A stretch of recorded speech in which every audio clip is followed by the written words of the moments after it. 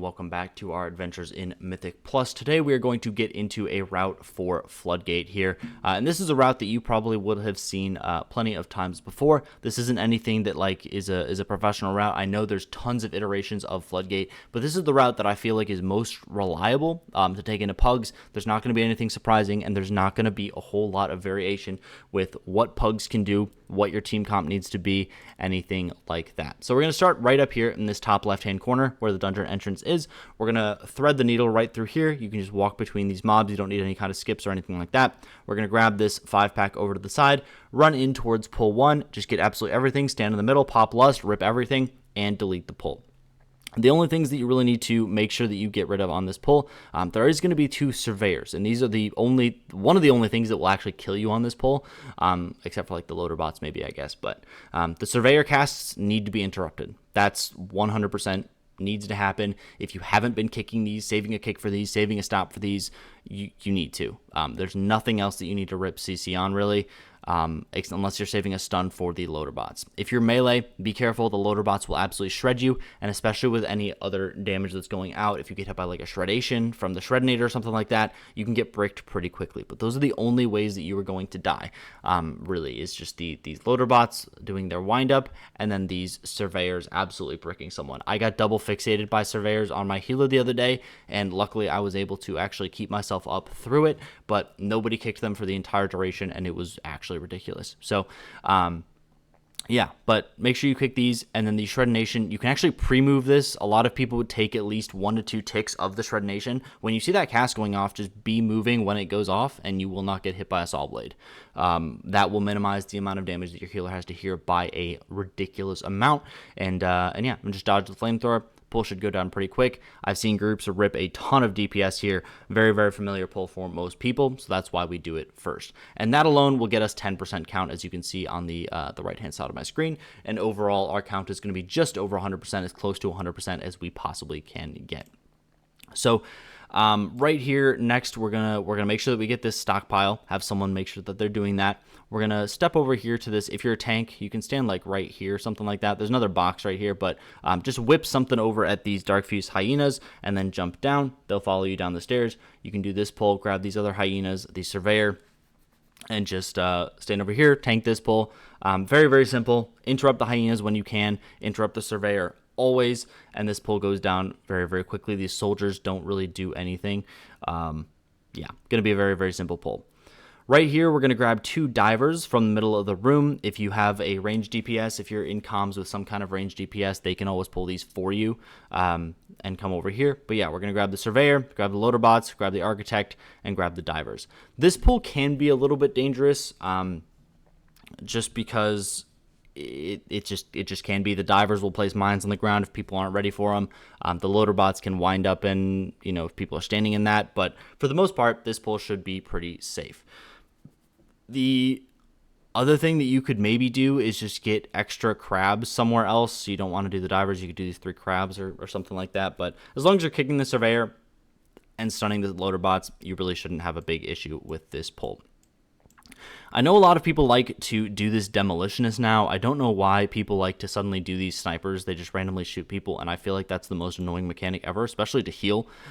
So if you let this pat like back over to the, like if you're looking at this mob up the stairs, it'll path to the right. You don't need any kind of minesuit or anything like that. You can just walk around it, hugging this L right here. And I like to do this as pull 4. So we'll get all these soldiers before going up the stairs. Soldiers don't do anything. Effectively, whenever we pull a soldier, they are doing nothing. When we pull these contractors, they are effectively doing nothing. So that's why we're doing them. So we pull these soldiers. We get these other soldiers with the hyena. So again, we have even if it was just these 2 pulls, we have 5 soldiers. So there's 5 mobs out of the 7 that are doing nothing, which is what we want in Mythic Plus. We're going to pull them into the snipers here, so we only have to deal with 2 snipers, and we don't have to deal with the demolitionists. And then you can kind of run up these stairs, throw something over to these loader bots, and pull it down. And I like to tank them right around where the 4 actually is. This pull should be very, very easy. Just make sure you interrupt the trick shot from the snipers, but nothing else really needs to be interrupted in this pull. Everything will go pretty well. If you pull this if you pull these loader bots, as soon as they get to the bottom of the stairs, the timing works out where they will always hit the bottom of the stairs, and then they will all use wind up. So if you're waiting on stuns or something like that, if you're saving stuns for a specific point, that is when you would use them. If you kick those stuns, very, very easy pull. Next, we are going to just grab these 2 soldiers. Again, we know soldiers do absolutely nothing, so we're going to grab these, pull them into the first boss, and make sure that everyone is kind of stacked on the wall, something like that. So pull the boss into like the middle of the room, maybe, like right here, middle of the hallway, and then have everyone stack on the wall. This helps make sure that the Dark Fuse Mecha Drones actually shoot themselves into the wall. If you're standing over like here or something like that, then they'll go off into Narnia. You miss out on a lot of cleave, and you just, I don't know, just takes a while. So try and control the frontals that the mecha drones do. Do the first boss, pretty easy. On higher keys, gets a little bit dangerous, but just make sure that you are rotating cooldowns, have something going for the jump start. Just help your healer out a little bit. This next pull, we are going to, again, grab these 2 contractors and soldiers, because soldiers do nothing. So there's 2 soldiers in this pull, 2 more soldiers over here. They don't do anything to the tank. They don't do anything to anyone else. So good way to start. That's why we can grab these contractors. They'll do maybe a little bit of something, but really the focus on this pull is the Blood Warper. If you do a little bit of a different route, you can double jump up here onto this little ledge right here, and there's a little pixel that you can stand on where you can get this stockpile explosion and not have to actually kill any of this. So if you want to do that route, more power to you, but this pull, unbelievably easy. Small healer check, but any healer that should be able to do the key that you're doing, should be able to heal through that. So no big deal. Then we will go right over here. We'll do this pretty simple pull. We'll have 4 contractors again, and this pull can get kind of dicey. Just make sure that you try and minimize damage as much as humanly possible. When the Blood Warper cast goes off, that Warp Blood puts a big healing debuff on you, does some good damage. So just try and help your healers out a little bit. Use personals, lock rocks, whatever you got. And make sure that we kick the Demolitionist's reload. As he'll put a certain amount of orange circles on the ground right off the rip, or close to right off the rip, and then he will try and reload. If you just stop him every time he tries to reload, you never have to deal with those again, and this guy does absolutely nothing. So, and then you effectively just have to focus on the Blood Warper. So if you've been wasting stuns or anything like that, make sure that you are using them on the Demolitionist when he's trying to reload. We will get this stockpile explosion here. We'll go up here, we'll fly all the way across, and it'll put us right around there, something like that. And this is the pull that is going to be maybe a little bit harder for people, but I think most people are still kind of expecting this. So we have, again, 2 more contractors, hardly do anything. Don't need to worry about those too much. We will pull this architect, and we will make sure to kill the scaffolding. When you kill the scaffolding, the architect is fully damageable, and he's also fully movable. So if you just kill the scaffolding, you can pull him over to this side, pull the 3 crabs with it, and then this pull becomes much more efficient instead of just doing these 3 mobs at a time. We'll pull a couple crabs with this, so this can be a little bit dangerous. But again, as long as we're interrupting these surveyors, this should be pretty easy. I've done this in a bunch of pug groups, haven't failed it hardly at all. I think maybe like 1 times out of 10, people will just struggle, but that's usually when we don't kick the surveyors and there's just a lot of overlapping damage or something like that. So very, very doable pull.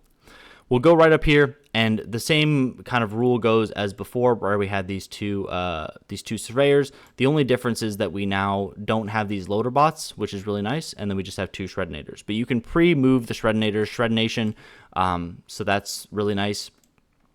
So yeah, pre-move that when you're able to, dodge the flamethrowers, and there's really only 2 kicks in this pull. They can be stopped, kicked, stunned, knock up, knock back, silenced, whatever. So should be very, very easy.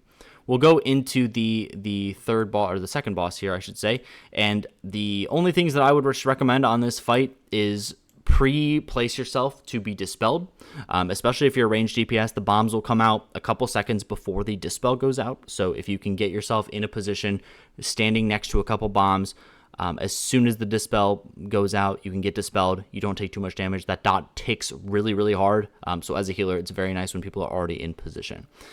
The other thing that I would mention about this boss is that he will charge a few different people or a couple different people, and he will always charge the tank last. So if you know that, position yourselves accordingly. We will click on both the stockpile explosion and the little gun that's on the floor right here, run down these stairs, and then we'll do this pretty standard pull 11 here. If you have a VDH or a balanced druid, going to be very, very easy. Just make sure that you save stops to make sure that not probably 3 or more. I would say 4 is really the cutoff where it becomes unhealable. The 4 jettisons kelps at the same time cannot be going off. I can usually heal 3 if I have something, but with Swamp Face being as annoying to heal as he is, I would probably just recommend interrupting as many of these as you can. So pretty easy pull, but we don't do it with any crabs or divers or anything like that. Like I've seen other teams pull, but if you're not in a coordinated group or something like that, I would just do these by themselves. They're kind of enough to wipe an uncoordinated group, so just be careful with them. We'll do the boss right here.